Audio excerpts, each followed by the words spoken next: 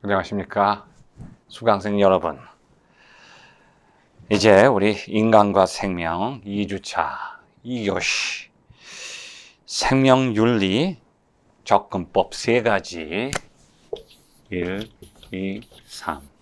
이것도 시험 문제 나오기 좋죠. 연역적 접근법, 귀납적 접근법, 그 다음에 세 번째는 여기 25페이지 밑에 각주 2번에 나오죠. 반성적 균형.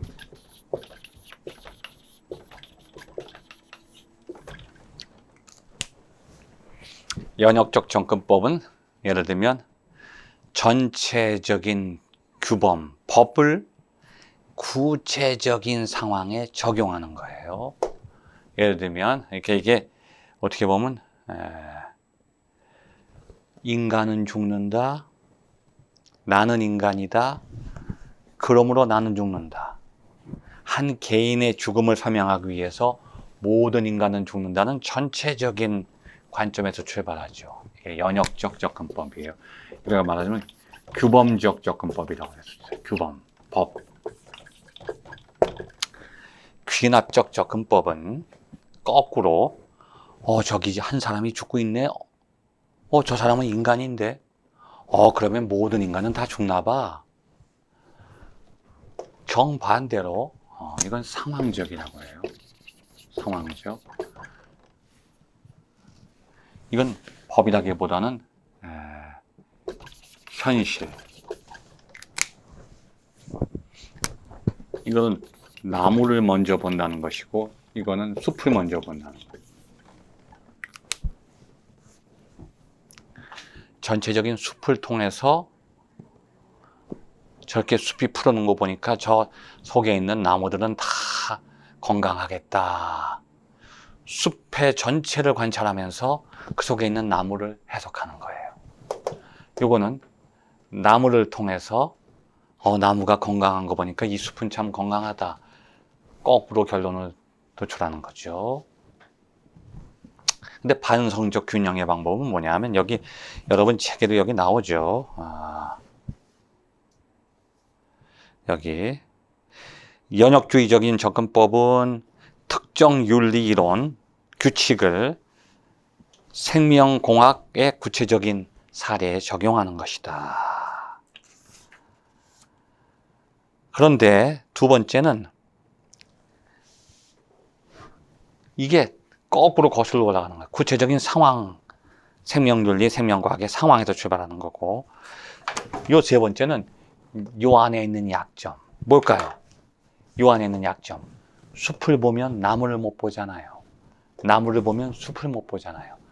그러니까 여기서는 나무를 못 보고 여기서는 숲을 못 보니까 여기서 나무를 못 볼 때의 문제점을 잘 끄집어내고 여기서 숲을 못 볼 때의 문제점을 잘 끄집어내고 요 둘을 잘 균형시키면, 조화시키면 반성적으로 균형을 이루어서 더 좋은 결론에 도출할 수 있다는 거죠. 아까 말했듯이, 지난 시간에 말했듯이 버그마이어 부인의 경우는 죄예요. 간음하면 안 된다. 그런데 보니까 간음할 수밖에 없는 상황이 나와요. 살인하면 안 된다. 그런데 정당방위가 나와요. 그러니까 예외 조항을 집어넣어서 반성적 균형, 요 둘을 잘 조화시켜 보자. 그것이 지금 생명윤리 접근법에서 가장 최근의 방법으로 적용될 수 있다고 하는 것이죠. 자, 그 다음에 여러분 책에 27페이지 지나가서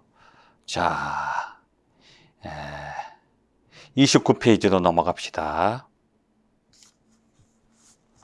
29페이지 보면 생명윤리학의 제원리. 이것도 시험 문제 나오기 좋죠. 생명윤리학의 제원리. 자, 쭉 내려오면 이렇게 쭉 내려오면 밑에 한 12째 줄 보면 이러한 원리 확정의 시도로서 비첨과 칠드레스의 책에 아주 중요한 4가지 기본 윤리가 제시되고 있죠. 자, 이것도 시험 문제 나오기 좋은 거예요. 자, 밑에서 4째 줄 읽어보겠습니다. 예를 들면 암에 걸린 환자가 있다. 자, 그 환자가 어떤 치료를 받을 것인지에 대해서 의사는 여러 가지 정보나 설명을 주더라도 네 가지 원칙은 지켜야 된다는 거죠. 네 가지 원리는 반드시 존중해야 된다는 거죠. 첫 번째가 뭐냐? 기본적으로 환자의 선택에 맡겨야 된다. 환자의 선택. 지금 환자는 입원하지 않겠다는데 입원하시오. 아니면 정반대가 될 수 있고, 환자가 저 치료를 받지 않겠다는데 받으시오.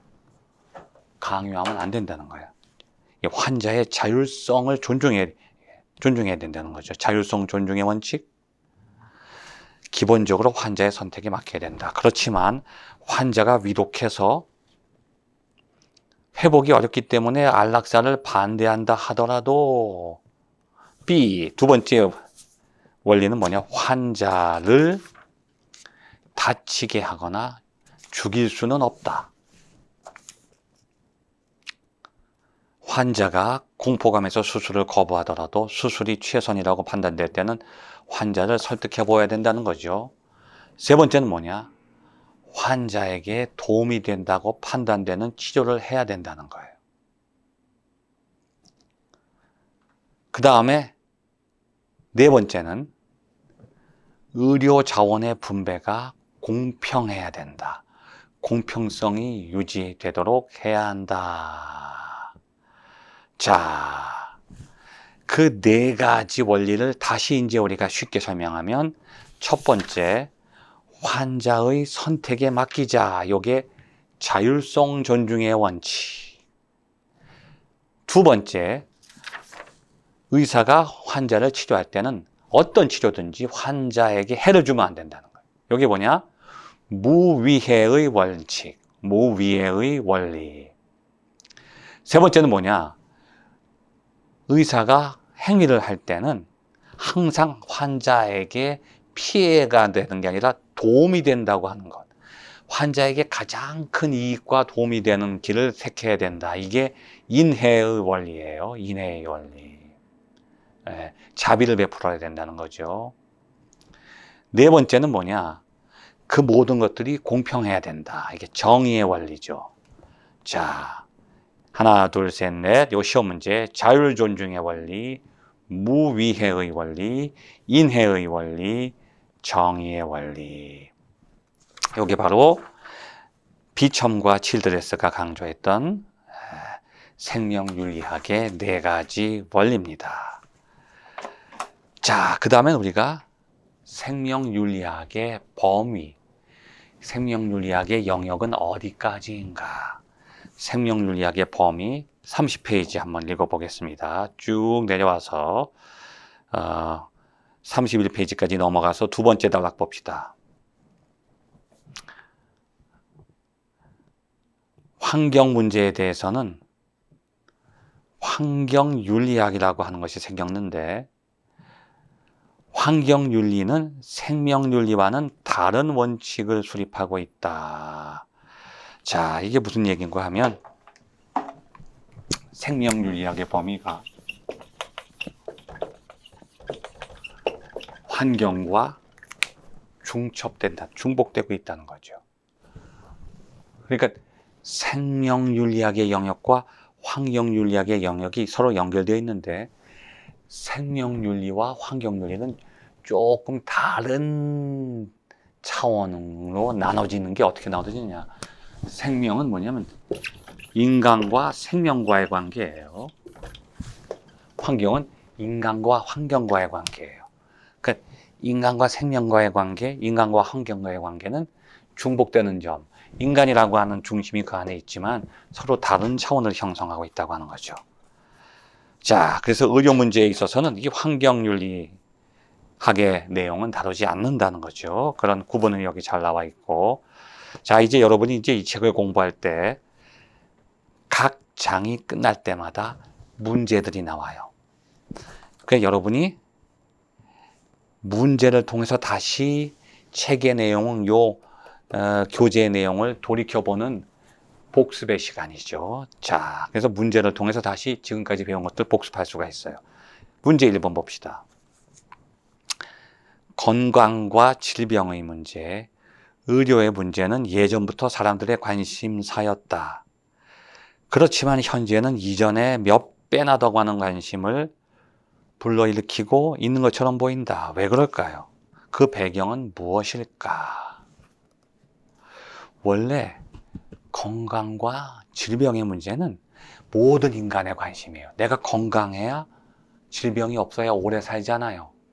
무병장수, 병 없이 오래 사는 게 인간의 역사 이래로 가장 오랫동안 지금까지 내려오는 인간의 궁극적인 소원이죠. 그런데 지금은 몇 배나 더 관심을 불러일으켜. 왜 그럴까요? 예, 바로 생명과학의 발전이에요. 이것이 시험 문제가 될 수도 있어요. 생명과학의 발전을 통해서 인간의 생명을 연장시킬 수 있어요. 질병을 치료할 수 있어요. 의료기술이 발전되는 거예요. 과거에는 병에 걸리면은요, 죽을 때가 되면 죽어요. 그리고 태어날 때가 되면 태어나고 자연적으로 죽음이 오면 죽는 거예요. 근데 지금은 죽는 시기를 연장할 수가 있어요. 죽어가는 생명도 죽지 않게 할 수 있고, 그리고 질병을 획기적으로 치료할 수가 있죠. 그래서 평균 수명이 늘어나고 있어요. 그러니까 사람들이 그만큼 웰빙에 대해서 더 관심을 가져요. 그리고 과거에는 이 생명과학이라는 것이 치료과학이었어요. 이미 병에 걸린 다음에 그때서야 이제 치료를 받게 되는 거죠. 관심이 어떻게 이걸 치료할 것인가가 관심이었어요.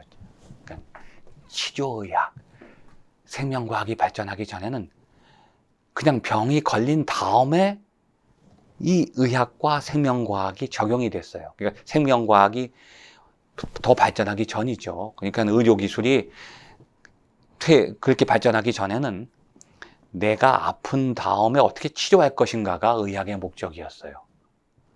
의학의 궁극적인 목적이 치료과 치료의학. 근데 지금은 치료가 아니에요. 예방해. 지금은 병에 걸린 다음에 어떻게 치료할 것인가가 의학의 관심사가 아니라요. 어떻게 병에 걸리지 않게 할 것인가. 유전공학 기술의 발전을 통해서 유전자 정보를 다 해독을 하니까 저 사람은 어떤 병에 걸릴 거라는 것을 미리 다 짐작할 수 있어요. 그리고 예측할 수가 있어요. 암을 미리 예방할 수가 있어요, 이제. 왜냐하면 암을 조기 진단할 수가 있는 거예요. 미리 예측하는 거예요. 이제는 모든 질병에 백신까지 개발되니까 병에 걸린 다음에 치료하는 것은 한 박자 늦다는 거죠. 아예 병에 걸리지 않게 하는 시대가 온 거예요. 그래서 지금의 의학은 치료의학이 아니라 예방의학이다. 그래서 과거보다 몇 배, 몇십 배 사람들이 건강에 더 관심을 갖고 건강검진을 받고 조기 진단을 하는 거예요. 그만큼 웰빙의 시대에는 사람들이 미리 병에 걸리지 않고 조심하려는 의도가 강하기 때문에 훨씬 더 과거보다는 의료 문제에 더 큰 관심을 갖게 된 거죠.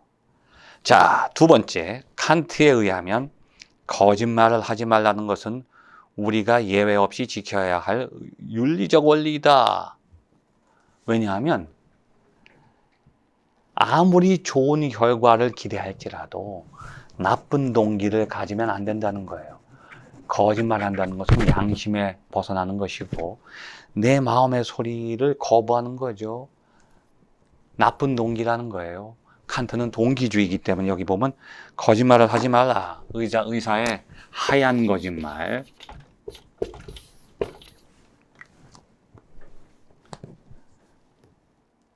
밖에서 거짓말은 사기죄에 해당하지만 의사의 거짓말은 사기가 아니라는 거예요. 죽어가는 사람한테 당신 살 수 있다고 하는 것은 거짓말이 아니라는 거죠. 자, 과연 그럴까?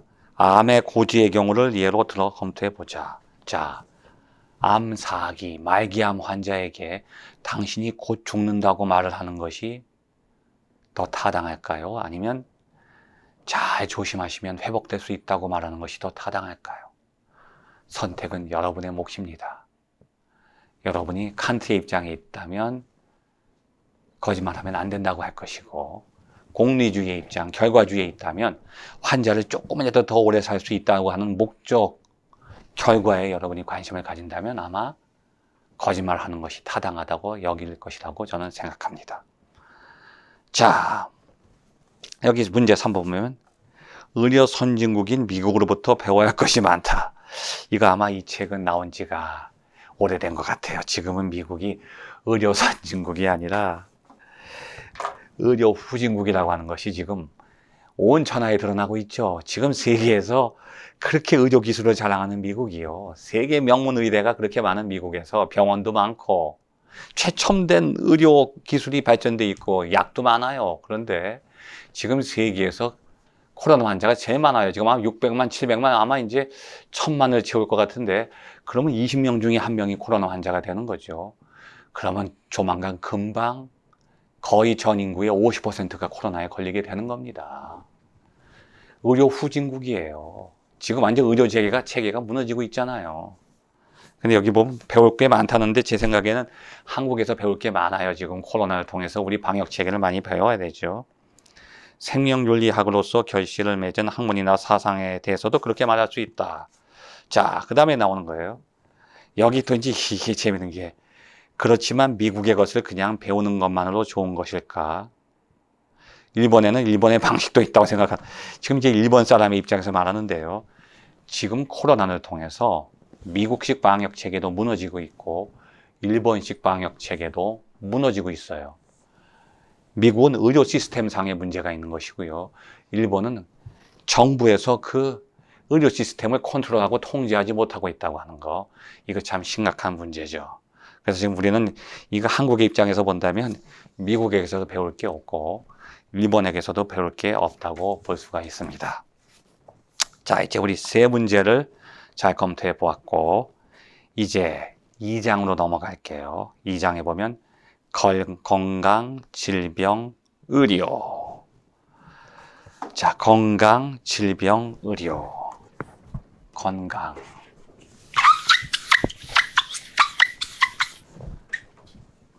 먼저 건강의 문제를 봅시다. 여러분은 어떤 것을 건강하다고 볼 수 있나요? 내가 질병에 걸리지 않은 것이 건강할 건가요? 아니면 질병에 걸려 있어도 내가 그 질병을 잘 컨트롤하는 상태를 건강이라고 볼까요? 어떤 사람은 자기가 아무런 문제가 없는데도 불안에 시달리고 있어요. 아침, 점심, 저녁으로 약을 한 움큼씩 먹어요. 건강 보조식품들을 먹고요. 자기가 병에 걸릴지도 몰라는 불안에 시달리고 있어요. 이 사람은요, 절대로 건강한 게 아니에요. 왜냐하면 건강이라고 하는 것은 나의 정신과 육체가 함께 온전해야 돼요. 몸은 건강한데 마음의 병이 든 사람이 있고, 몸이 아픈데도 마음이 건강한 사람이 있어요. 우리는 그럴 때 그 사람을 온전히 건강하다고 볼 수가 없는 것이죠. 그래서 여기 보면 아주 재밌는 얘기가 나와요. 그 페이지 32페이지 제일 밑에 보면 여기 나오죠. 건강이란 신체적, 정신적, 사회라고 하는 말이 들어갔죠. 신체적으로도 건강하고 정신적으로도 건강한데요. 사회적으로는 질병에 걸린 사람이 있어요. 그건 무엇인가 하면 사회적 관계가 단절되어 있다는 거죠. 타인과의 관계성 속에서 타인을 건강하게 하지 않아요. 무슨 뜻인지 아시겠죠? 내가 건강하다고 하는 것은 나의 몸과 마음이 건강하다고 건강한 게 아니에요. 근데 그 사람은 자기 자신은 건강한데 사회적으로 딱 나가서는요, 다른 사람의 정신에 고통을 줘요. 상처를 줘요. 질병을 일으켜. 그것 때문에 그 사람의 몸이 망가지게 해. 그 사람은 자기가 아무리 건강할지라도 사회적으로는요, 그 상처받은 사람보다도 더 큰 질병을 앓고 있는 사람이에요. 이것을 사회적 질병이라고 그래요. 다른 사람을 건강하지 못하게 하는 사람은 자기가 건강할지라도 이미 더 중증 환자라고 하는 것이죠. 이게 아주 중요한 거예요. 단지 질병이나 허약함, 그런 것들이 없는 상태가 건강이 아니라는 거예요. 질병이 없고 허약하지 않아도 건강하지 않은 사람, 병자들이 많이 있다고 하는 거죠. 아주 중요한 겁니다. 신체적, 정신적, 사회적으로 양호한 상태. 지금까지 우리가 갖고 있는 육체적 건강의 개념을 훨씬 뛰어넘는 거죠. 꼭 기억하시기 바랍니다. 그래서 그 설명이 계속 나오죠. 34페이지. 건강이 질병이나 허약함의 결여만을 의미한다면 질병, 허약함이 기준이 되고, 아주 중요해요. 그거 줄 쳐놓으세요, 여러분, 책에. 질병, 허약함이 기준이 되면 안 된다는 거예요. 그건 너무 부분적인 해석이죠. 소극적인 거예요. 건강은 질병, 허약함이 없는 상태. 그러니까 건강이라는 것이 너무 개념이 소극적이 된다는 거죠. 자, 그래서 앞에 있는 문장을 우리가 다시 해석해보면 건강은 그 자체로서 적극적이다. 실질적이고 적극적이다. 그 다음에 이제 우리가 해석을 더 해야 될 것은 둘레 여섯째 줄 보면 양호한 상태, well-being. 이게 무슨 뜻인가? well-being, 양호한 상태는 무엇인가? 자, 쭉 거기 내려오면 그런 해석들이 쭉 나와요. 35페이지 넘어가면 자, 건강하다는 꼭대기, 건강하다는 것은 분명히 바람직한 것이긴 하다. 그러나 건강하다는 것이 의무로 여겨지거나 건강하도록 강요당한다면 안 된다. 이게 아주 중요한 거예요. 건강은 강요당하는 게 아니에요. 자, 이제 건강에 대해서 우리가 살펴봤고, 그 다음에 이제 질병은 또 뭐냐, 질병. 질병은 어떻게 해석할 것인가? 35페이지. 자, 밑에 질병의 개념 나오죠, 쭉. 둘, 넷, 다섯째 줄. 우리가 가끔 직면하고 당혹스러워하는 것에 정신의 질병이 있다. 친한 사람이 정신적으로 침울해져 식욕도 없고 여위어갈 때, 게다가 기묘한 행동을 하게 될 때 우리는 처음에는 기운을 차리도록 격리해 보기도 했으나 호전될 조짐이 보이지 않으면 그것을 우리는 병이라고 간주한다는 거죠. 자, 그런데 질병이라고 하는 것을 우리는 주관적인 기준에 의해서 설명하면 안 된다는 거예요. 자, 한 예를 들면 여기 보면 36페이지 두째 단락 보면 여기 불임은 질병인가? 아기를 낳지 못하는 것을 우리가 병으로 봐야 되는가? 근데 그건 너무 주관적이라는 거예요. 아기를 갖는 것이 건강하고 갖지 못하는 것은 질병인가? 그렇게 해석하면 안 된다는 거예요. 그래서 질병을 판단할 때는 37페이지 둘째 단락 시작하는 내용 보면 질병이라고 하는 것은 현재 어떻다고 하는 객관적인 사실을 기초로 하면서도 그것을 주관적으로 어떻게 인식하는가에 달려있다. 그 질병을 판단할 때는 너무 객관적으로만 설명할 수도 없고 주관적으로 설명할 수도 없다는 거죠. 요 둘을 잘 조화시켜야 된다는 거죠. 자, 그것이 질병인가 어떤 질병인가 하는 그런 하나의 고찰이 없어서는 안 되고 또 그것을 우리가 어떻게 받아들일 것인가 하는 과정이 없으면 안 된다는 거예요. 그래서 인간의 객관적, 주관적 의식작용을 거치고 나서야 질병은 질병으로 확인되는 것이다. 그렇게 여기서 설명을 하고 있죠. 우리가 어떤 질병을 말할 때 너무 주관적으로 설명해도 안 되고 객관적으로 설명해도 안 된다는 것입니다. 그래서 우리가 이런 내용을 가지고 이제 다음 세 번째 시간에는 예방과 진단과 여기 책에는 안 나와 있는데 예방 진단만 나왔는데 저는 거기다 치료를 추가할 거예요. 예방과 진단과 치료에 대해서 공부해 보기로 하겠습니다. 감사합니다.